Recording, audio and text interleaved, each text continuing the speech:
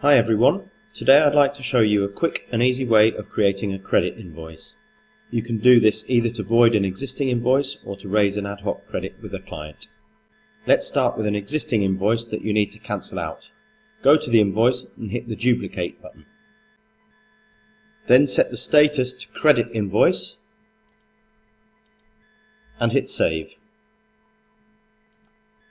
Note that if you need to otherwise edit the invoice in any way, you need to do so before saving.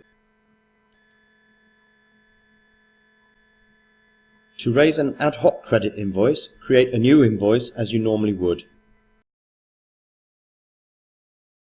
Add the relevant products, but do not set negative values on the pricing. Set the status to Credit Invoice, and when you save, it returns those sums on the invoice as negative figures. As with the previous example, once a negative value has been set, you cannot edit the invoice.